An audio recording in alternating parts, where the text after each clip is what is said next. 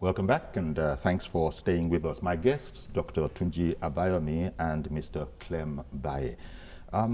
There's so many aspects to this, but Clem, let me come with the aspect that you have highlighted that, look, the corruption we find ourselves grappling with, it's not using the analogy of a well. It's not a straight well that. It's not a Western corruption. Then we began to see, as when you get deep down, you think you're reaching the bottom, then it goes off in a different way, and then starts going down again. In fact, you could even ask the question. So that people don't even realize that a thing is corrupt anymore, considering the number of people that have admitted that, yeah, I took 100 million, but I can explain it. Yeah, I can explain myself. We're talking about $100 million US.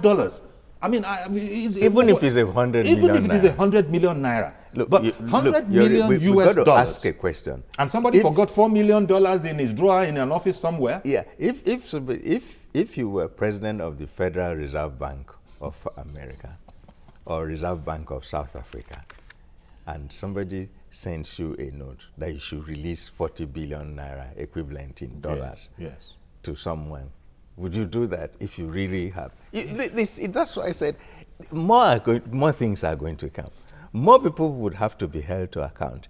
My challenge is this, that the prosecutorial ability should be increased, should be sharpened, and maybe one or two of these should go to trial while the others are ongoing.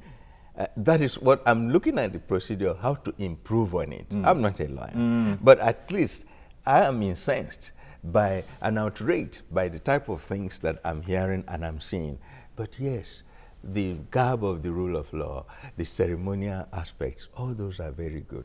But you have to have a nation before those things, begin to be implemented. Indeed. Okay, let's implement them. But let us know that this thing is threatening the very root of our nation, which is a very fundamental issue. Tunji, do you think that corruption in our nation, the sharp edges of it are being smoothened so that it's not that bad? Because I ask this question, because you see people who are involved, people you'd never think would be involved with things like that, people who are men of principle, leaders, and then you see what's happening and you listen to the defense and it doesn't sit very well with you, that you wish that the defense could have been something like, this is an outright lie. It never happened. Yes, but that it did happen, but I can explain, is a problem. No, on this same channel, I'm sure on one occasion I spoke about corruption, and I said, in our country, corruption is like a wasting disease.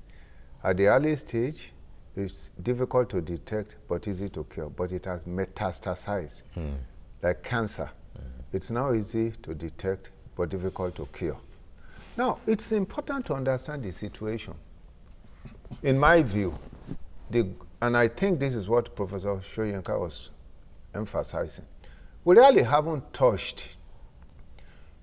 The time corruption we will begin to pay attention to corruption in this country is when the president is called to account, is charged for corruption.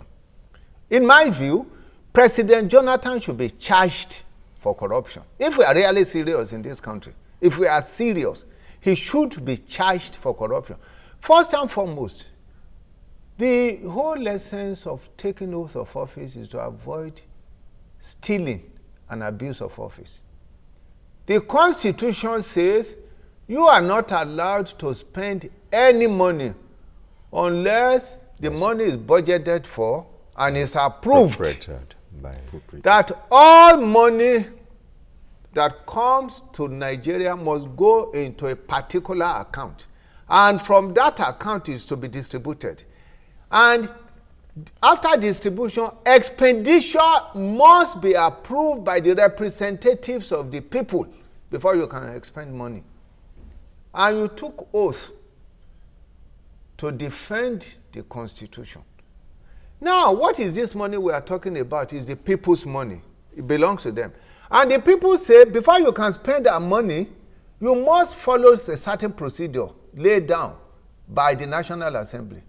Now, you are not spending the money. In other words, you are taking our own property, without our authority, which is stealing. And you are spending it contrary to our will. So, my view is that, you see, we don't want to really face the fundamental in this country. We like to just glide because people think that to go to the fundamental would be to, quite frankly, destabilize the entire system. That is how far-reaching they feel this problem has become. Unless the seed dies, it abideth alone. Unless the seed dies. Until a president, is this the first, don't we see presidents all over the world that are charged for corruption? Yeah. And even in China, some of them are shot for corruption. In this nation, we are not yet serious until a president is charged for corruption. In this particular case, why, how, initially, I understand the president, Jonathan, said he didn't approve any 2 billion or something like that. And then a revelation is coming out now. So is he not responsible? I even think he has enjoyed the perquisites of office. Okay. Is he not supposed to enjoy the body? What did you think? I mean, to deal with the body. I think that people ought to be asking the right questions.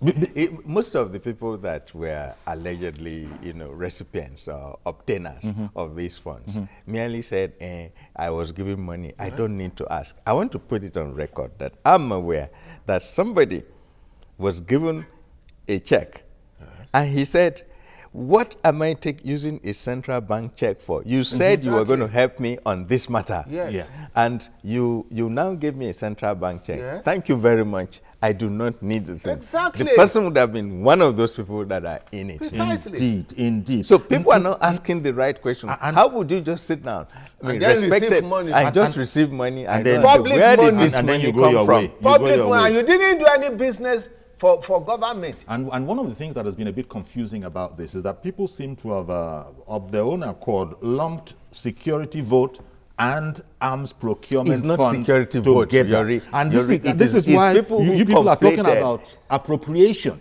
And that because security fund is an entirely different thing. Some politicians that decided, for reasons best known to them, to conflate the two. They are not related. This security vote, we're not talking about security vote now, because the security vote, it has a protective mechanism. Exactly. And then that is cocooned. is the security vote supposed to be, is it a political vote?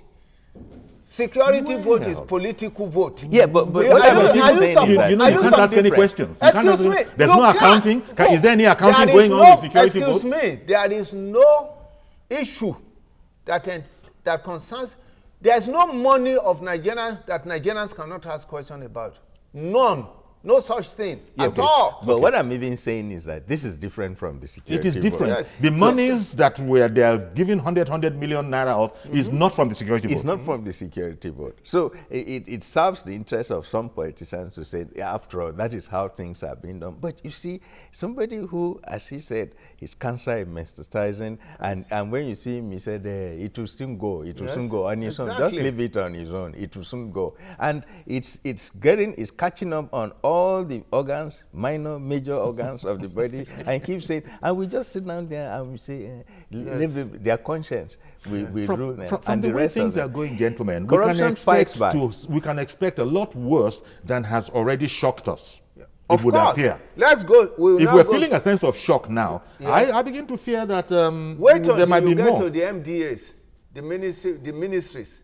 Wait until you get to the ministries. Wait until you get to the parastatals. Wait until you get to the National Assembly. In this many times here, I was protesting that how can you spend over 10 billion naira for constitutional amendment that you need not spend 1 million, if in fact it was legitimate. Just wait until you get to the National Assembly. Then you think we'll really see things. The decay. Okay. How government in Nigeria underdevelop us. Okay, Michael from Surulere, good morning. And turn daylight to darkness.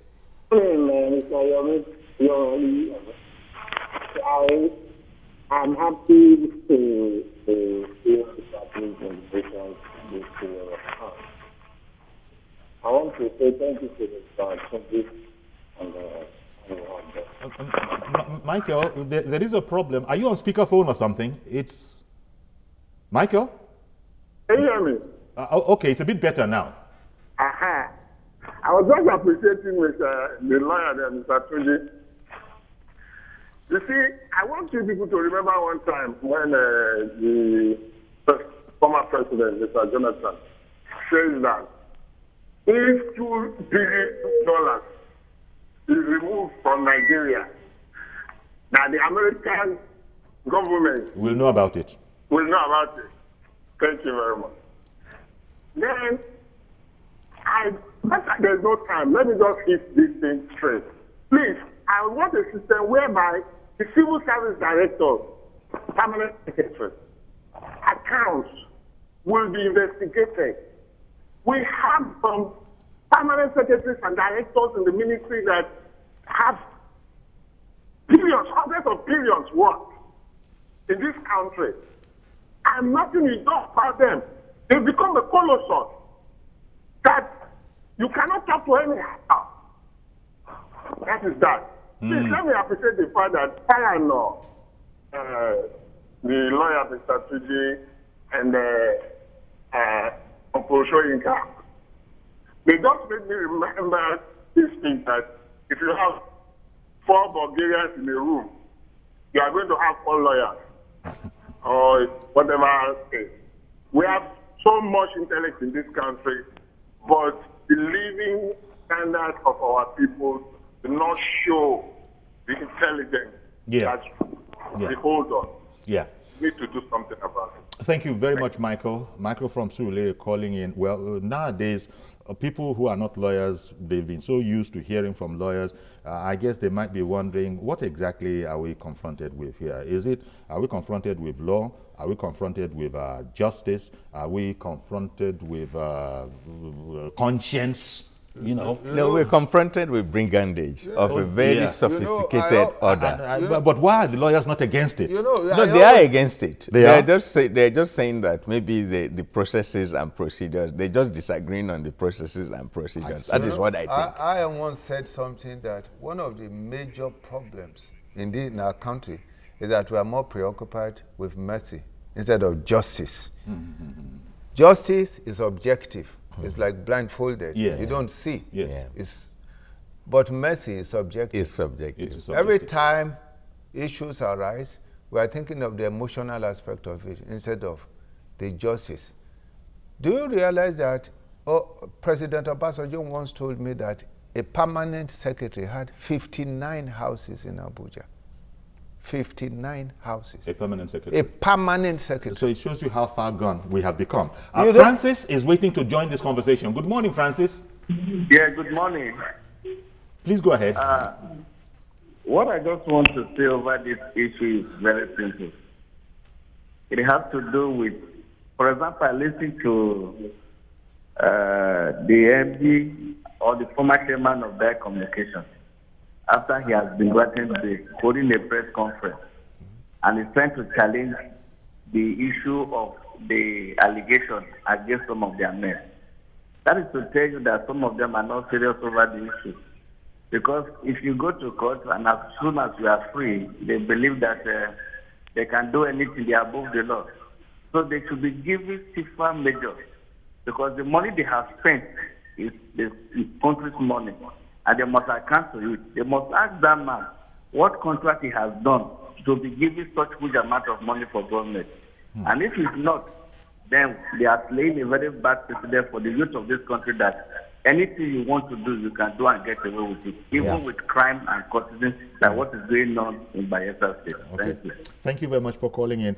I guess the concern of most good men, and I'm sure there are quite a lot of those in the country, is that the lines of corruption would appear to be being blurred, whereas we all know what corruption is.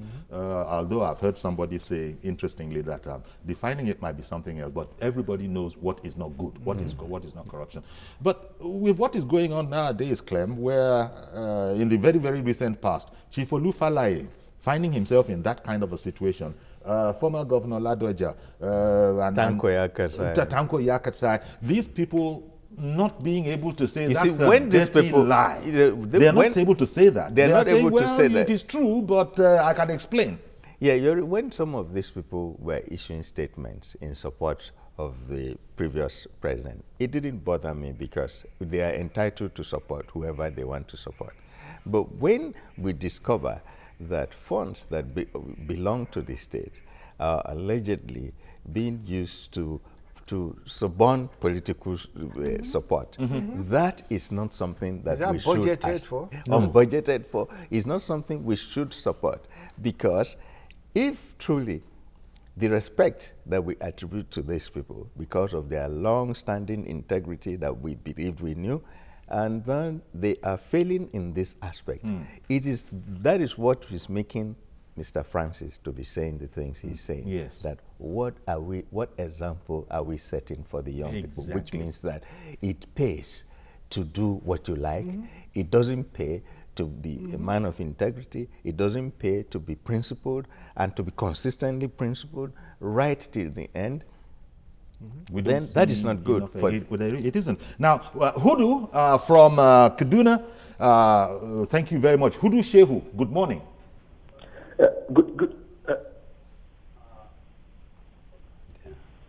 Yes, good morning. Good Please- morning. Can you hear me? Yes, I can. Please go ahead. I won't interrupt you because there's a delay, so I won't interrupt you anymore. Yes, I think I will totally. I think I totally agree with the two gentlemen, and I want to believe that the issue of granting bail to accused in Nigeria, the whole issue is being muddled up. Nigeria has become like a moral dunghill, reaching to the top with corruption. And I think if we really want to fight corruption, we need to fight it, from all aspects. Imagine a situation whereby an accused is granted bail, and after he has, been granted bail, he will go out and start muddling up the whole thing, just like what the chairman of Direct Communication has been doing. You understand? It's just like what the constitutional lawyer has said. You have Abayomi. granted somebody Dr. bail. Abayomi. We are trying to follow the due process by granting an accused. Oh, we lost you, but thank you very Whole much. issue. Okay, you're and still there. trying to kind of present himself as if he's been accused wrongfully. It was going to send a kind of wrong message to the public that yes, the person that has been accused he's been accused wrongly and all sort of things. So I mean, we need to follow the laid down rules, just like what the constitutional lawyer has said. Dr. Abayomi. The interest of Nigeria is far bigger than the interest of an individual. You understand? So I think we need to, stop confusing, this issue of, granting, a blanket bail just like that, simply because we want to, impress maybe the Western, countries that we are following, the rule of law and what have you. These people have committed egregious crime, and we need to, fight corruption frontally. We need to fight corruption from its entirety. Thank you very much. Thank you very much. Well, you say that these people have committed heinous crimes. There are a lot of people that will probably not in agreement with you, but it remains for the courts to pronounce whether they are guilty or not. And that is what all lawyers are going to put everything they have on, that look, this is the way it must be. Yeah. In this connection, I want to ask you, Clem, as a non-lawyer and policy analyst, do you think government is communicating effectively enough with us on all of these things that are going on, so that people are now saying that they gave them bail, you didn't let them go, you're becoming a fascist? Somebody mentioned Mussolini, somebody mentioned Stalin, in connection with this, getting all emotional about it. The government's communication ability, do you think they're doing a good enough job, or? Let me put it this way, that when people are given responsibilities, I hate to be, quarterbacking them, behind. I'm not carrying their responsibility. But let me say what I think could have been done. For instance, I have it on good authority that in preparing for these elections, that the president summoned everybody, including INEC, and said, listen, I have suffered a lot from injustice. please, nobody should do anything purportedly in my name, purportedly to help me. All right? And said it publicly to all the service chiefs. Everybody was present. Now, I suspect that the people controlling the machinery of governance are aware of some of these things. I'm not saying the president should be playing to the gallery, but you see, the way these cases are being handled, people are thinking that as if, it's not as if maybe the president wakes up every morning and someone decides, say, hey, so are you releasing somebody today? Make sure you don't release him. I don't think that It's gotten so bad that his spokesmen are having to deny this very improbability. It is not so. You see, it is because of what Tunji had said. Institutions had been bastardized for years. So institutions, people are not used to institutions doing their job. They're not used to a magu of EFCC doing his job without let and hindrance. Yes. You know, they very used to institutions, compromised institutions, cancerous institutions riven by factions and corruption, so deeply riven by factions and corruption that people are not used to it. So to that extent, yes, it could be improved, but I want to be very careful not to be seen to be, it's at times it's a sensitive point when you say, okay, you're looking for a job. No, that's not the issue. Okay. The issue is that there's a lot that is being done, that these people are doing a very serious job, and it is in the interest of all Nigerians to support this thing. Indeed. But as Dr. Abayomi explained much earlier on, there can be so many charges against you. They give you bail on one, they can arrest you on another charge. But just from American films that we watch, over there, they arrest you and they say you're being arrested for the murder of this, you're being arrested for the charge of arson. Don't they tell our people on the spot why you are being arrested? And I think if you will tell the person, okay, the accused person. Yeah.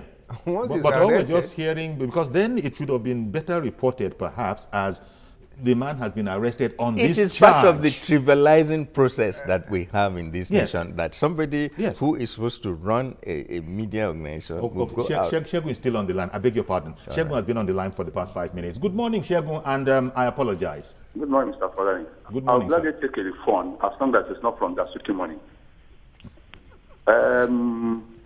Listening to all these revelations is very irritating, especially with the kind of defenses some of these so-called elder statesmen who claim to have integrity. In the first place, I think Nigeria, we need to ask ourselves, who is the elder statesman, the essence of it? It's any decent Nigerian will feel very irritated. Dr. Abayomi just spoke about asking our president to account. I think that's a good starting point. And I think because of the effect, if you take a look at the total effect of their actions, it wouldn't be a bad idea to come up with capital punishment for some of them. It's not safe, to put it very, very mildly. Thank you very much. Thank you very much. We're fast running out of time, but Dr. Abayomi, let me put this to you. I got a little, one or two niggling things that us non-lawyer types probably will be worrying about. The bail conditions for Dasuki when they were set were pretty high, I think in the region of 250 million or something like that. That was satisfied.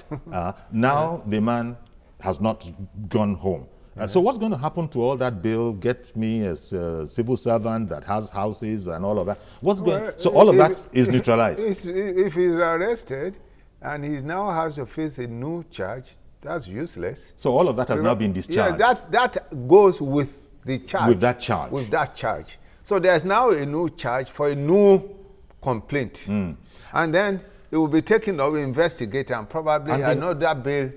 And the whole purpose of bail, to put it in a non-lawyerly way, is to ensure the appearance of the suspect at the next date in court. Yes. Essentially. Yes. Right? That's the essence of a bail. And for the suspect not to tamper with. But that is the problem, because once you're out there, now I don't know, if government was really being gingerly about this whole thing, if they were to admit him to bail, the court has already admitted him to bail, if he were to enjoy his bail, and then you put surveillance, 24-hour surveillance on him, would the government not have been seen to be trying to be rule of law lay. People will be screaming of freedom. Freedom, his fundamental human rights are being... That's the issue. You know, yes, that's it. They will not start to scream that his rights are not violated. He's been granted bail. But bail is not freedom. It isn't. Bail is conditional freedom. It must be understood. Well, you know. But there's one point that needs to be emphasized. Okay, in rounding off. The point is that public money is not supposed to be spent without authority. If you look at the Constitution, there are lots of inputs to ensure you control public funds. And the reason is, you now have a president that sits over the wealth of Nigeria. And unless it's like a wild river, unless you build embankments, it soon overfloods its banks. For example, look at the amount of money that is purportedly given away for political reasons. Either to do this politics, either to win this politics. How about spiritual purposes? Spiritual purposes. Okay, now you ask your question. In a constitution that says that you are not to spend anything again and again and again, the constitution emphasizes this. You not spend this money anyhow, anyway. In other words, you are saying that there's no control. You are not subject to any rule of law. You are not subjected to any constitution. In fact, but rule of law is being pleaded on their behalf now. One of the heads of government told me, he said, look, this is what happens. The Nigerian's wealth is divided into two. 48% goes to the states and the local government. From Calabar to Sokoto and from Lagos to Maiduguri, that's 48. Then 52 goes to federal government. He said, you know the federal government, just a few people in Abuja, and they just divide this money and use it anyhow, without thinking of the people. So there are corporate trust issues. Yes. Because you got a person there, he has to be on the side of the people. Of course. And this is the situation we have on our hands. We've run out of the people should be rising up. Nigerian people should be rising up to support government. Okay. Because the future of this nation is endangered. And has been endangered for a long time. In order to give us a future, Buhari is saying this thing must stop. Yes, but rule of law must not stop. It is the rule of law. That's the fundamental foundation of the rule of law. The rule of a nation. Okay, we're going to have to leave it here. Dr. Tunji Abayomi very forcefully put points. Constitutional lawyer, thank you very much. Thank you very much. And Mr. Clem Baye, public policy analyst. Again, thank you very much for your own elucidation and explaining of these issues. Deep, quiet. He's not a lawyer. Controlled. It's not like us. Thank you very much, gentlemen. I'll see you tomorrow, God willing, for a fresh edition. I am Iyori Folarin. Bye-bye for now.